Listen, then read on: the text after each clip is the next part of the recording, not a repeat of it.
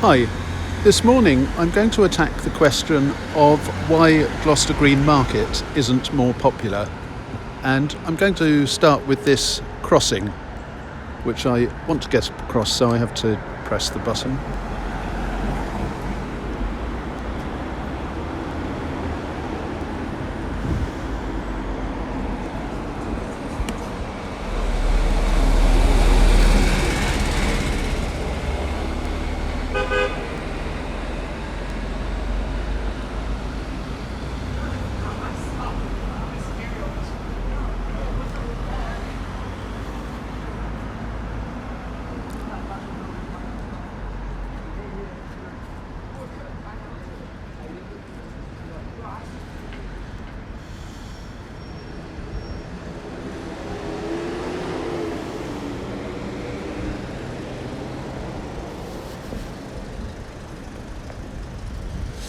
And that wasn't too long a wait, I suppose. I think I've known it be longer at other times, but it's still not particularly pleasant if you're carrying a load of shopping and you're on your way to do some more. But that's a sort of probably not the main point. It's just an added inconvenience. And I was discussing this with a friend last night, and my main theme is that the market is, this may sound strange, paradoxical, hidden in the open. Superficially, all the ways to it are easy to get through and easy to find, but nevertheless they hide the market from view. And I'm going to walk round Gloucester Green showing each one. And this is the first. It's the northern approach from Walton Street. It's a very bright morning. It's about 10:30, so there's a huge contrast between sun and shadow at the moment, and a blindingly clear blue sky.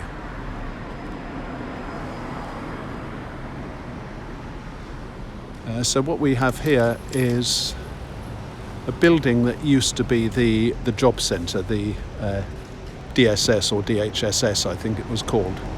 And part of it is now student welfare.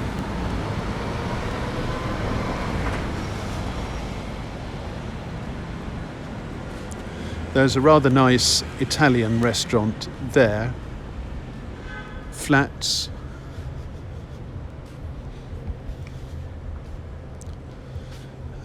That's the lorry of LSD Promotions, the people who run the market. It used to be run by the council, but it was passed on to LSD. That's the buses.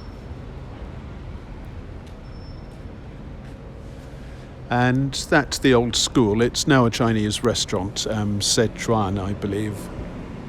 And it used actually to be a school. And that's Gino's, which always looks like a lovely place to eat, and I have been inside once, quite a long time ago.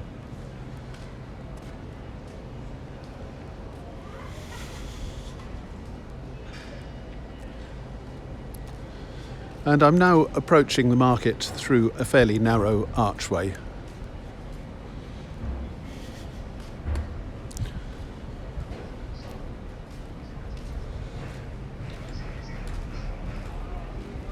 And you can see the stalls, but you don't see very much of them. And they're not very inviting because this row of stalls all has their backs to us.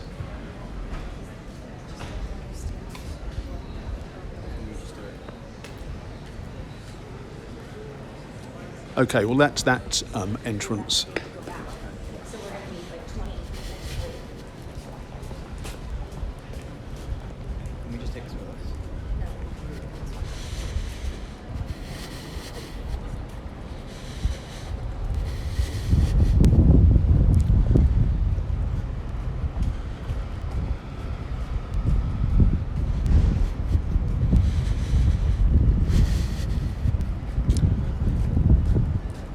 That's Worcester College on the other side.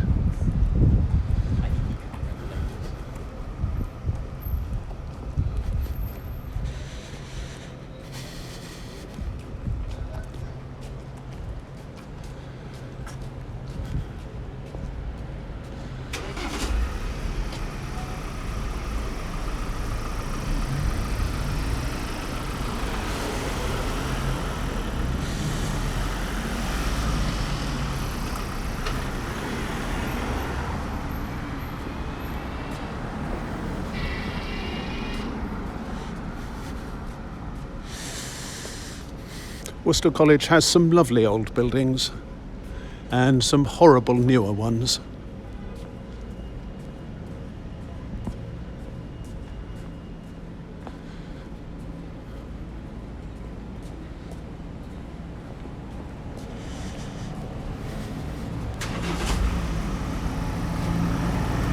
And this is the bottom end of Walton Street, what's technically called Worcester Street.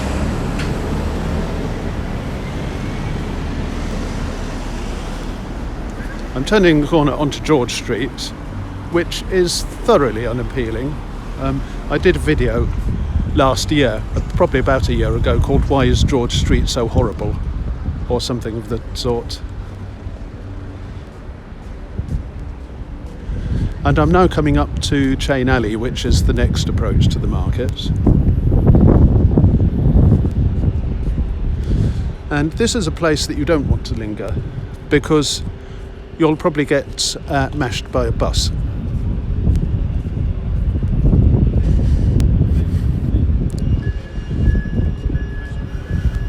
What you have here is a strange combination of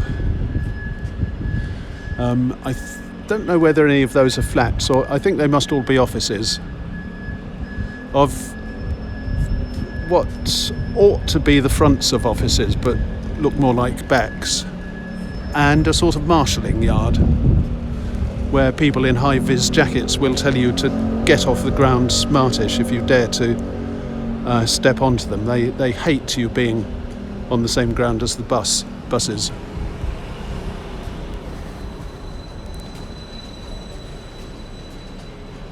And to get to the market, you have to go here. Oh, no you don't. Here. Sorry.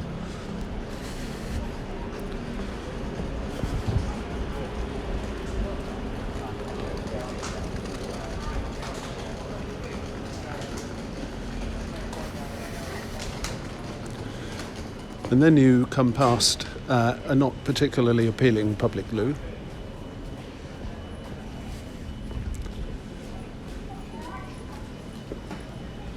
And then you come to the market again, with its back to us.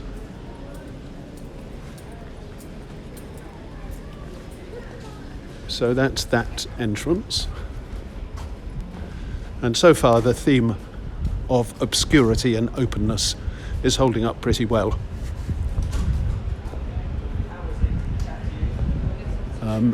You can go that way along the backs of the shops, in which case you come to the previous entrance.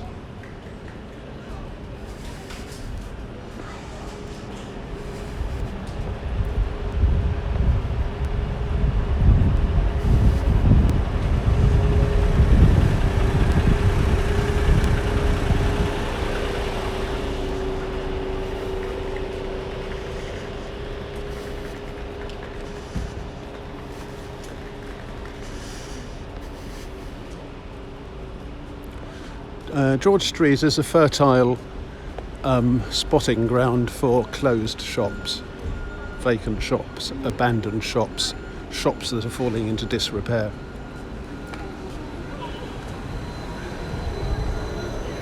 Pavements that are far too narrow.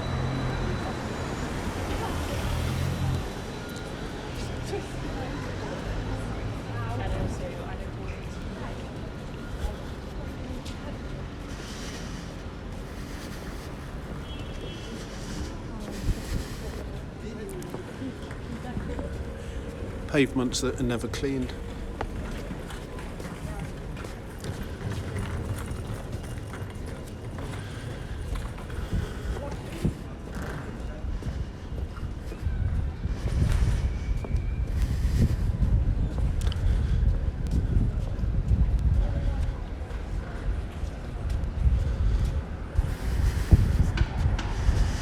Oh, that's new. And it's actually something nice to look at on George Street. I can't believe it. Oh.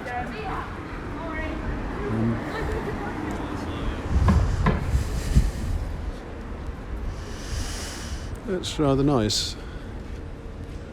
Thank you, whoever put it up.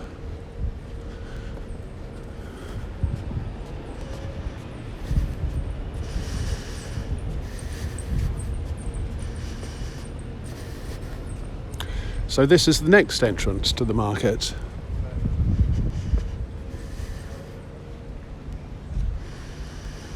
And there is a hoarding that grabs the eye.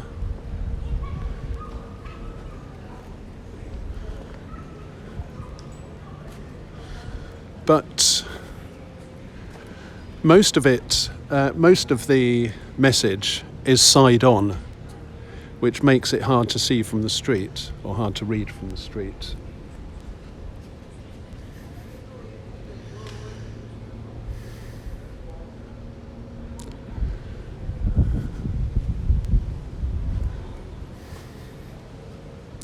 And all you can see here, often you have more taxis than there are now, so that blocks the view a bit more.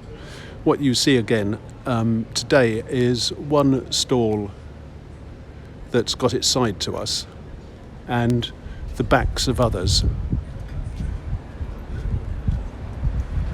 And some of them are hidden behind the taxi rank.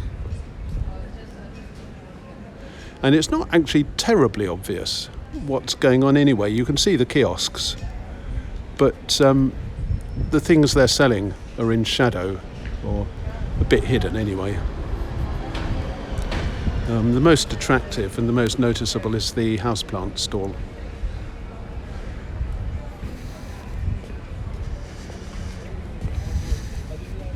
And then eventually you get to a place where the row of stalls turns a corner and you can see the advertising for one of them.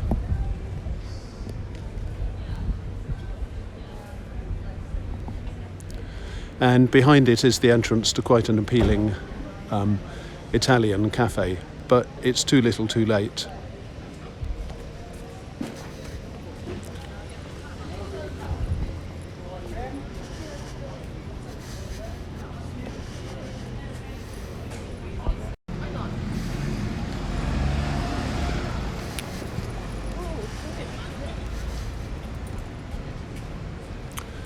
So now I'm going to walk on up George Street to the next entrance.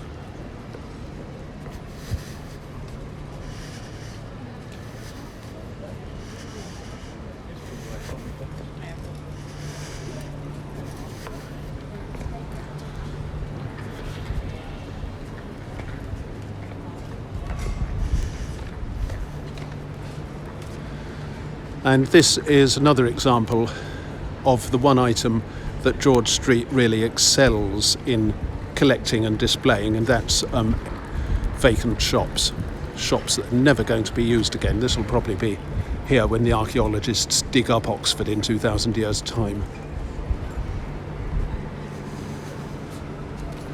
And this is what we see of the market.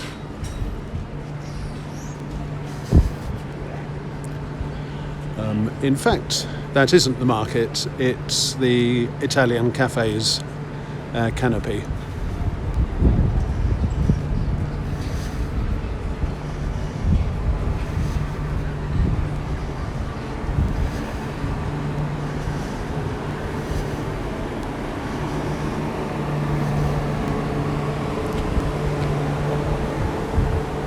And you have to go all the way around here to see that there's a market. That's the side of the clothes stall whose advertising I just showed you, and that's the advertising.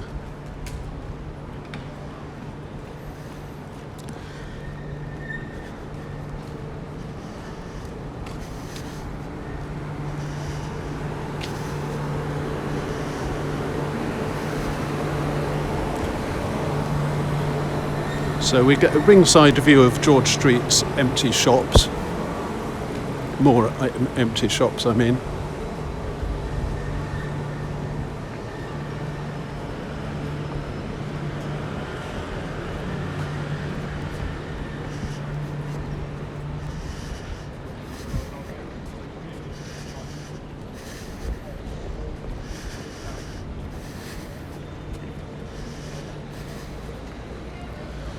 We get a lot of institutional green paint, which is pretty horrible, thanks to the new theatre. A nice old pub called The Grapes, which I don't really think is doing enough to advertise itself.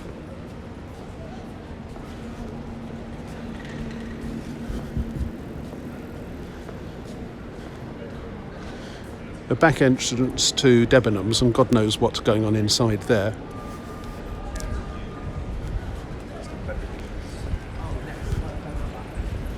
A place which has been to let for ages. The Oxford Centre for Islamic Studies, which used to be NatWest Bank.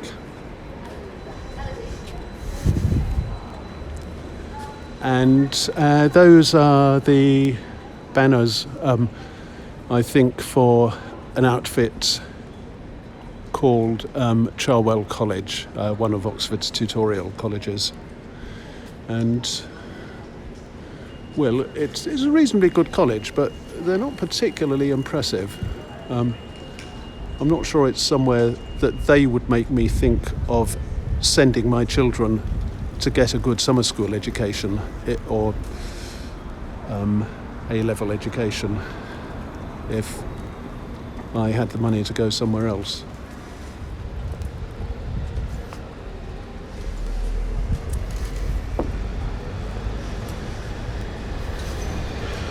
This is Debenhams, which has been closed for, I'm not sure, since the beginning of COVID, I think, and probably before.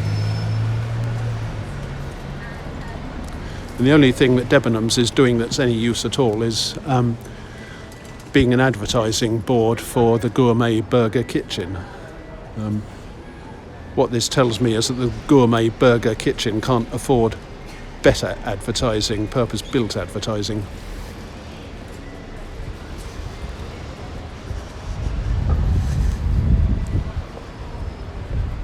This is the other side of Debenhams, which is also closed.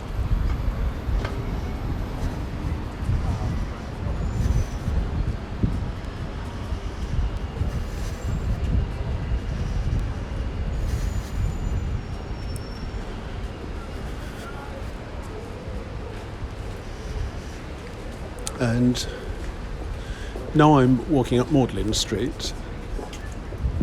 That's Mary Mag's church.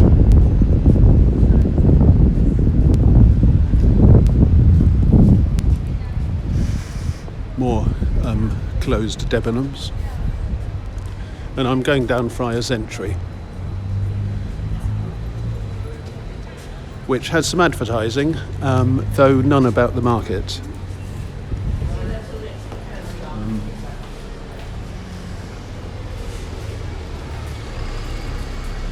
And I have to say this, if you didn't know, you wouldn't think you were in England, because it's just too scuzzy. On the second hand, you would think you're in England, because this is the way England likes to do things.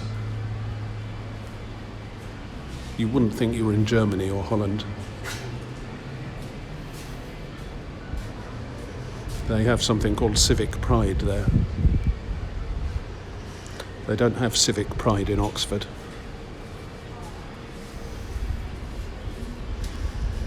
Look at that and revel in it. This is Friars Entry in Oxford, one of the most supposedly cultured and educated towns in England.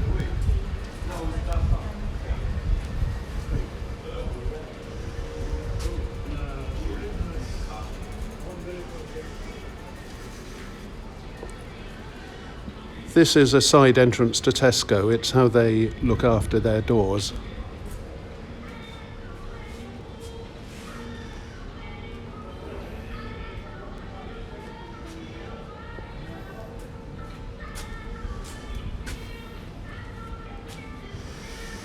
What's interesting about this is that a lot of tourists will get their first approach to Oxford via the bus station.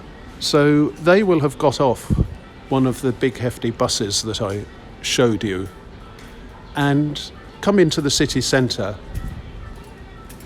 by coming along here. So this is about the first sight of Oxford, apart from bus ranks, that they'll actually see.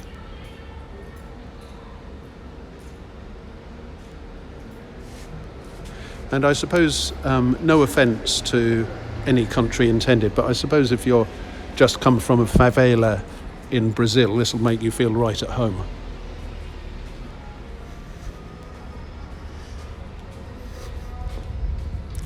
It does brighten up a little bit here, in places.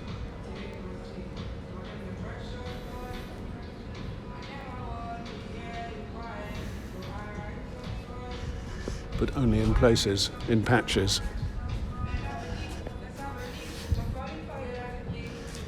This is, I think I said this already, this is how Tesco look after their doorways.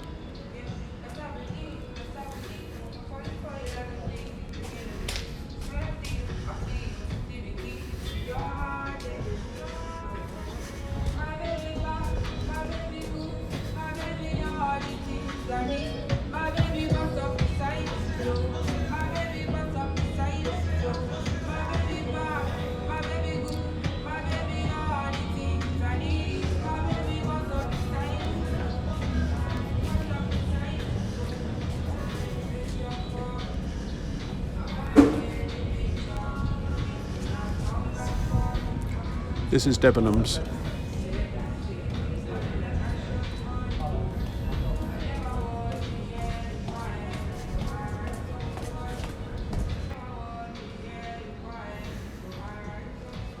Hi, I'm doing a graffiti tour of Oxford, a lack of civic pride tour. That picture appeared a couple of days ago on the wall. I don't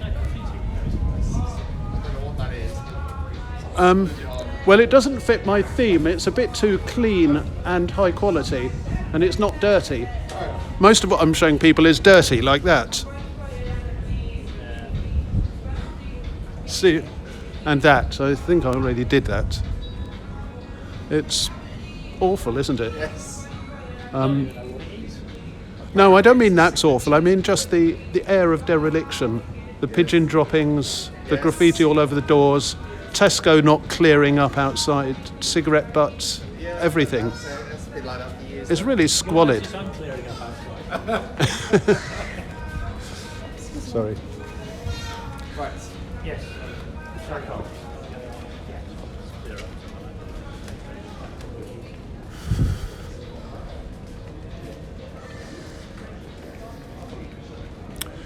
I don't know who window galleries are.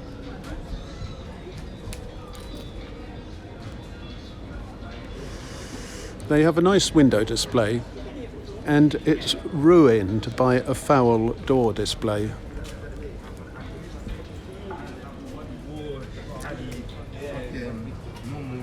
And that's an okay pub, I suppose, though you are pretty cramped in its garden.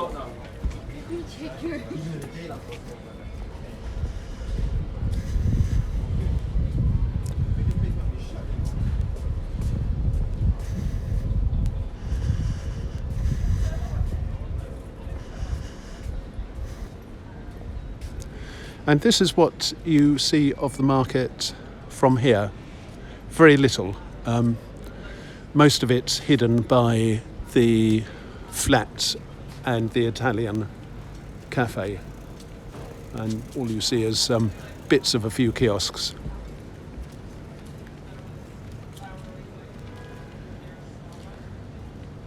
And the most prominent item on display, apart from Warner, is a betting shop. And I'm not quite sure what that says about Oxford, but I don't think it's anything good.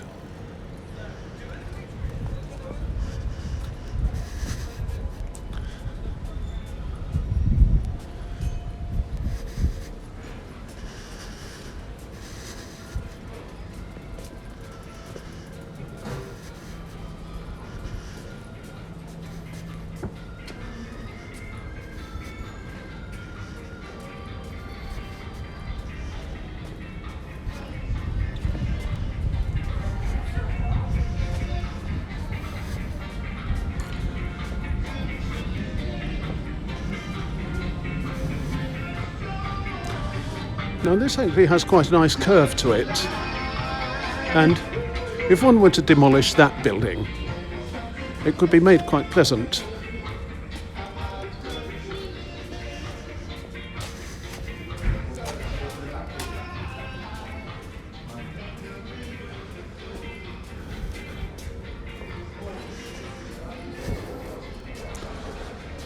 And that is just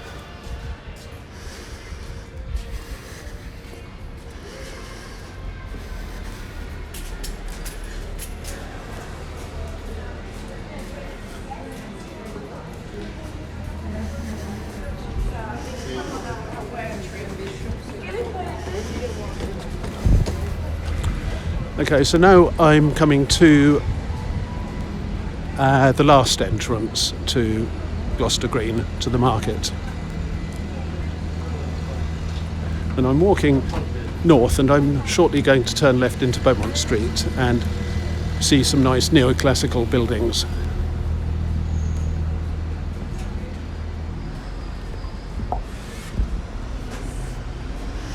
That's the Ashmolean.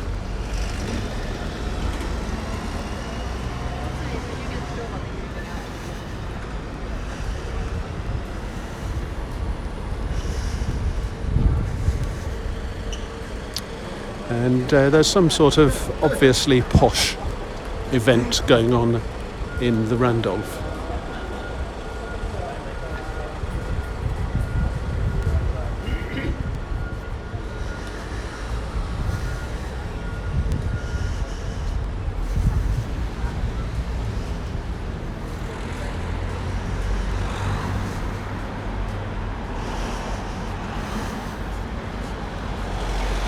Beaumont Street is okay, but it has two defects. One is that it's noisy and very difficult to cross due to the volume of traffic. They have a button-operated crossing at the end that I just came through, but the buttons don't do anything. There's no way that you can speed up the operation of the crossing by pressing the button. It just fools you into thinking that you might. The other defect, and this is very odd, I think it may have something to do with the fact that there's a huge expanse of, well, actually this is another defect. It's the tourists who don't think of getting out of the way to let people pass, right? Sorry. It's the tourist crowds. And the third defect is that in the winter, the west wind blasts up the street. There's a street in Cambridge called Kilcannon, allegedly because the wind up it was so strong that it would actually kill a cannon being a type of cleric. But the wind from Worcester College up Beaumont Street in the winter is as bad.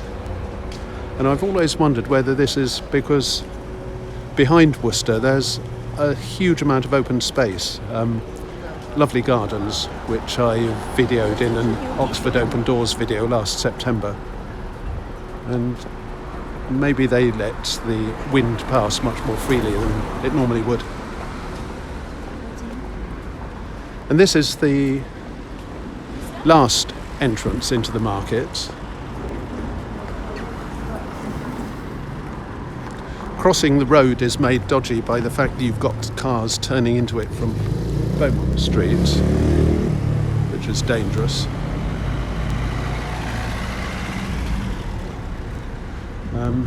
Then there's a load of building work at the moment. Notice all this, which makes the pavements inaccessible and is noisy. And as far as the market goes, what you see is the same as what you see when I came down Friars Entry, but more of. So the betting shop and the Italian cafe and bits of flats.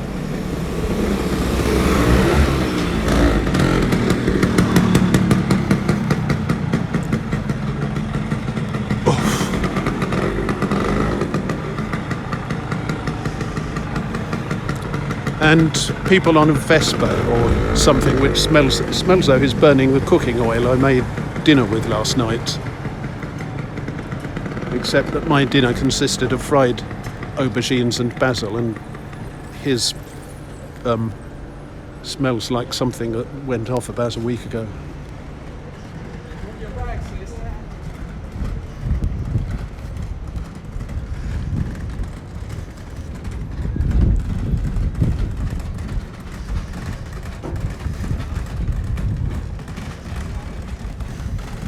Now, I like Buona.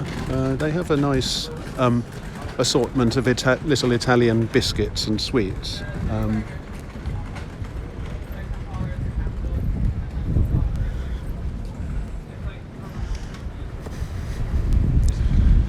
And let me finally approach the market. Again, it's not particularly friendly somehow. There's a lot of it, but you don't see much of what it's doing.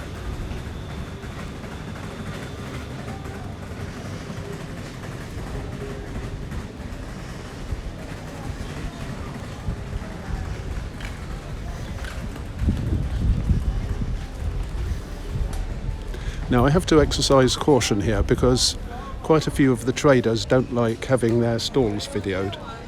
I'm not suggesting for a moment that they've been skip diving or anything like that, but they are quite circumspect about me showing what they sell.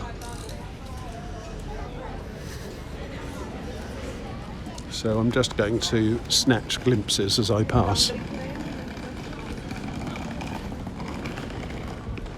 It's a strange sort of love-hate relationship concerned with advertising, because you'd think people would want to advertise their wares as much as possible so that buyers knew where and when to come and buy them.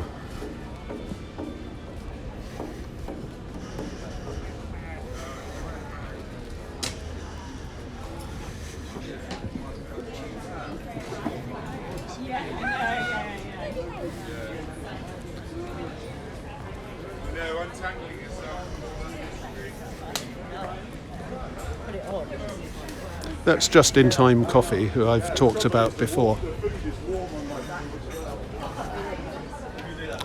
I just heard somebody say, and the food is warm on my back too, which sounds really odd.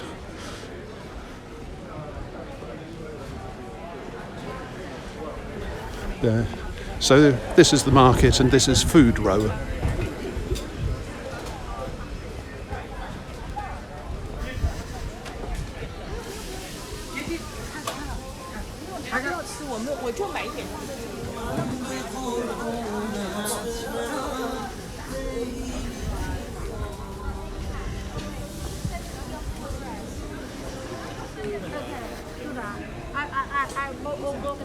And this is the entrance into where the buses come from.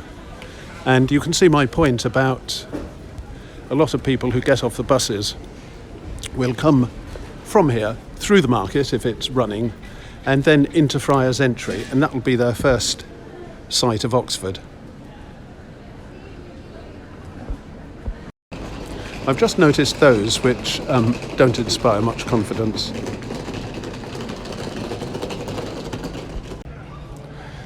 So the market is obscurity in openness. All the ways into Gloucester Green are fairly wide, although sometimes blocked by traffic, and they're open into the middle of the square, but you can't see the market until you get close to it. And even when you do get close to it, it's quite hard to see what it's actually doing.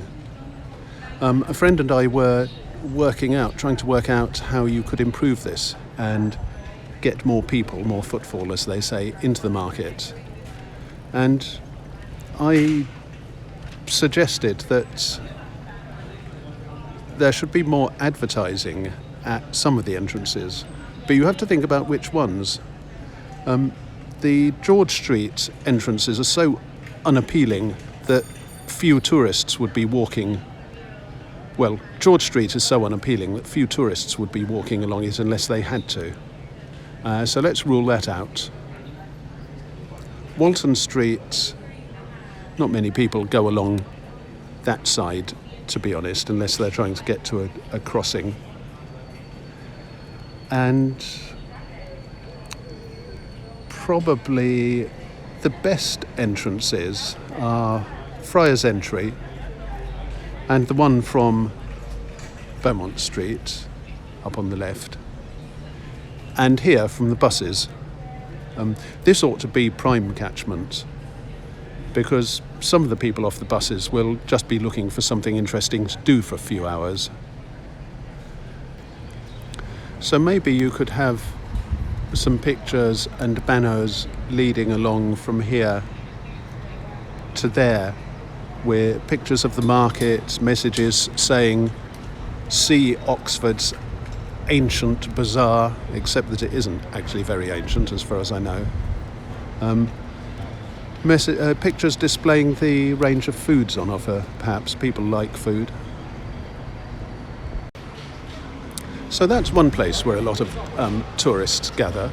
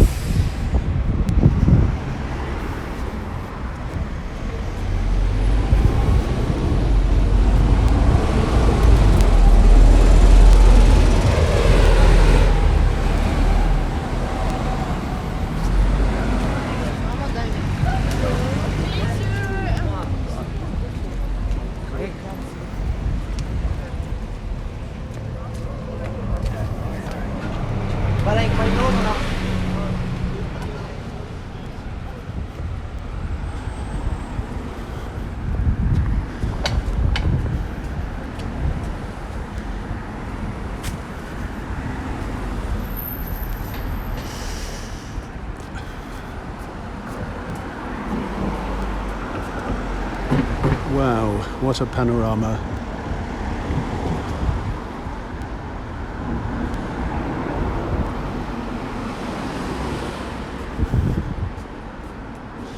That must be the British Scaffolding Institution's entire output of scaffolding rods for the day.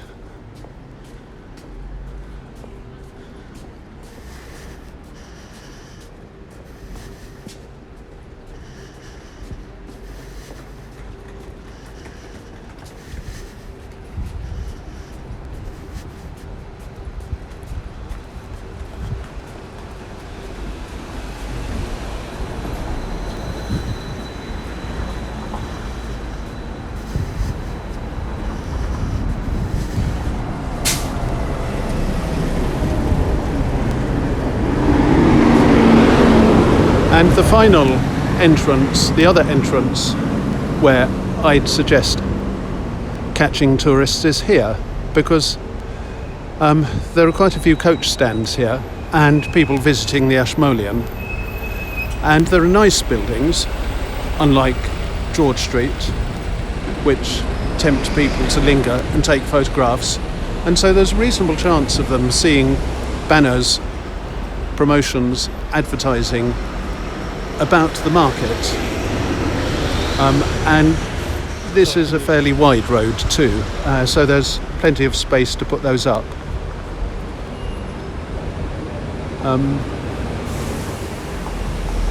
So this has been a video about the way that Gloucester Green Market manages to be obscurity in the middle of openness.